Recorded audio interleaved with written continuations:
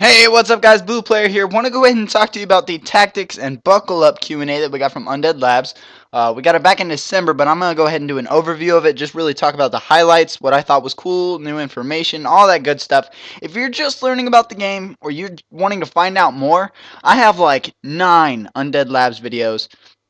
Well, State of Decay videos, I guess I should say. But I'll have the link to all of them at the end of the video. I'll have the link to their official website. Well, I won't have the link to their Facebook and their Twitter. They're easy to find though. Just type in Undead Labs. You found it. It's a big thing.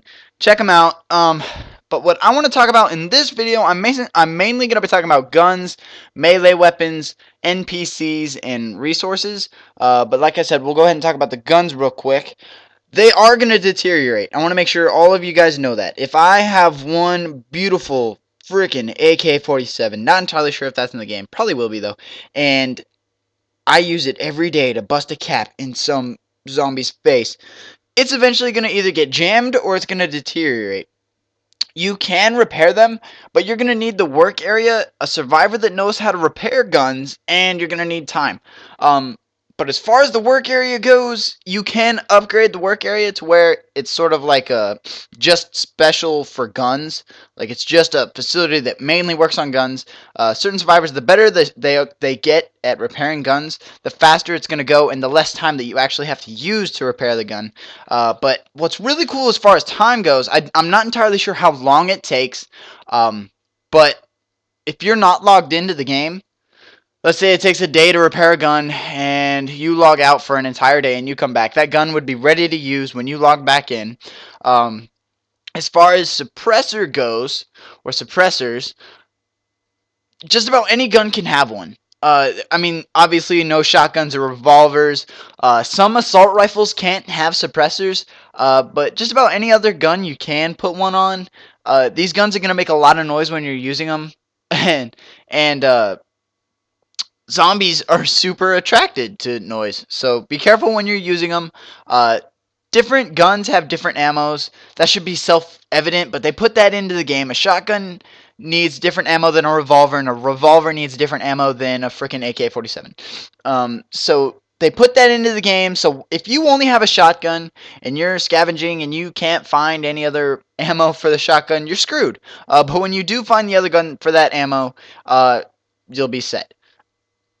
Each gun has a different power, that should be obvious. But if you line it up right, you can kill more than one zombie with the shot. If you notice in a lot of the other videos that they put up, it's pretty much a one-shot kill in the head. Sure, when it comes to a pistol, it doesn't really do it all the time, but with the bigger guns, it's pretty much a definite they're dead. It takes a couple of shots to the body, but if you line up a couple zombies in the head, train them pretty much, and you have a pretty badass gun, you're gonna be able to take all of them out with one shot. That way, I mean, if it gets really that bad to where you have like 3 bullets and there's a freaking horde, yeah, just train it and see if it'll work. But that's pretty much all I have for guns. We'll go ahead and go on to the melee weapons. They are gonna deteriorate just as the same as the guns, but there's a shit ton of them in the game, like a shit ton.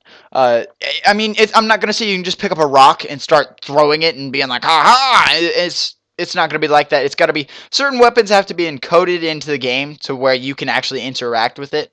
I know pipes is a good example. Certain pipes are going to be able to use, and then there's the pipe that's laying there that's part of the map. You can't just go pick it up. You have to basically find one that you can use.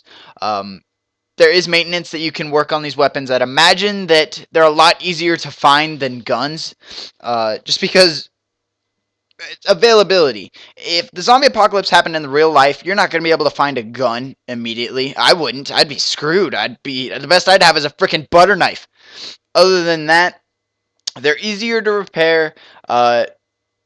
Time, I don't imagine it take as much time to repair, but for melee, that's about it. We'll go ahead and we'll talk about the resources, because this is a big one. This is probably going to take most of the video. In the beginning, when you're starting out and you don't have too many resources, obviously you're going to have to scavenge. You don't have the base or the skill to start gardening or to start building weapons, so you're going to have to go out, grab all the resources you're going to need, and then once you start getting more and more survivors, your base gets a little bit tuned up, I guess you could say. You'll be able to start growing food. You'll get a farm, a garden, or whatever the hell they call it. You'll be able to build weapons, guns, get better at repairing and maintaining all this shit. Cars, you're going to be able to fix those up.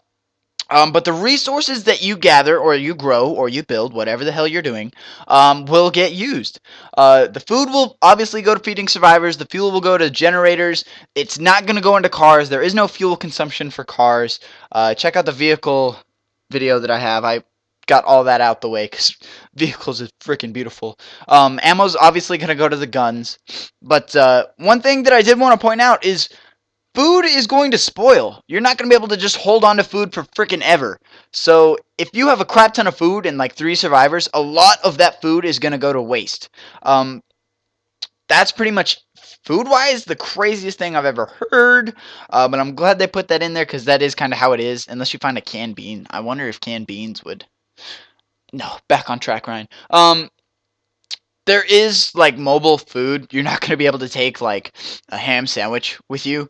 There's like energy bars for stamina and health. So if you're out doing a run and you get attacked by a zombie, you'll be able to sort of heal up just from mobile freaking, what am I trying to say? Energy sources. There you go. You could save the entire survivors population in the game if you had the food in the shelter. So it does show how much is out there. I'm willing to bet there's probably about 50 survivors altogether. I think I read somewhere on there 50. But you can save them all, but a lot of them are going to die because of zombies. A lot of them aren't. You're not going to be able to feed them immediately, but you could, which is great. I love that they did that. We'll go ahead and start talking about the NPCs. There is no legitimate ordering system. You're not going to be able to be like, you climb onto that roof and shoot all the other zombies, and you dig a hole for when he dies. You're not going to be able to do that. Pretty much the only ordering system that I have seen, or that have actually been confirmed, is when you're scavenging, you can call your base and be like, hey, yo, send some dude up to pick up this stuff and take it back because I'm too busy killing zombies.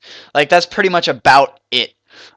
They do use weapons. The NPCs do use weapons, but they will stick to melee weapons as long as they can. As I said earlier in the video, guns are going to make noise and they're going to attract zombies, and these NPCs do not want to attract zombies as much as you do. They are more in the game. It's real life to them, and you're like, I don't give a shit, I'll die and I'll just become you, and then I'll die again. And they're like, no, don't, please. But they'll stick to melee weapons until you start shooting. Once you start shooting and you stop being stealthy, when you're stealthy, they'll be stealthy. But once you start shooting, they're going to pull out every single gun they got and just start like unloading, which is beautiful. I love that they had it mirror you, just that way you don't have to worry about what they're doing. You don't have to be like, no, don't do that, and it already happens and they blow themselves up. There is going to be other smaller groups of survivors. I mean, you can save them and bring them into your community, but they're obviously going to want to earn your trust and be like, well, why the hell would I join you when I've got this beautiful little shack? And you'll probably have to do a mission. It really depends on if they like you or not. They can help you with stuff, but there isn't going to be any sort of like evil enemy NPCs. They aren't going to be like marauders. At least initially at release, they did sort of hint that they could put it in downloadable content, but no one really knows if it's for sure or not. But it's great that they're already thinking about downloadable content. As I said, though, it's going to be more of a you surviving as a community and not as just you. It's not one of those games. You can be the other survivors. You're not just stuck with you. So if, let's say, you're playing some dude who's good at scavenging, you'd obviously go for a scavenge. You'd go run. But if there's a better guy who's good at weapons, you could switch to him and use him for, I don't know, gunning down zombies, clearing out a building, all that good stuff, turning it into an outpost. But you can change to them in multiple different ways. You can talk to him and just be like, hey, I'm going to be you for a day. Oh, okay, that's cool. You can talk or switch to him to the journal menu, that little phone book thing that's in the gardening trailer that I analyzed. You can check that one out as well. And then they have this cool thing. It's kind of funny how they put it as family.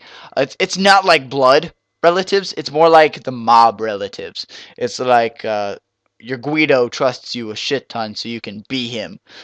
Pretty much, it's just how much they trust you. If they trust you enough, they'll be family.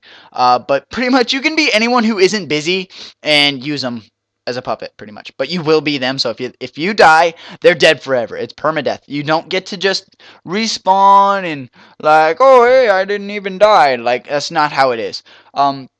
But as far as all that information goes, that's about it. I will have the link to the official Q&A. That way you guys can go see it. I'll also have the links that I said previously.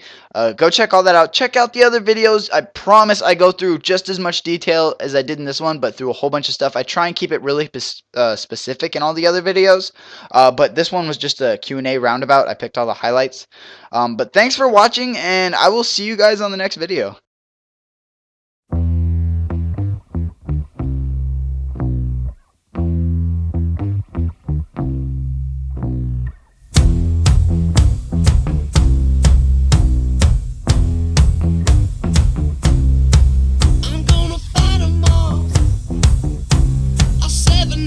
Army couldn't hold me back.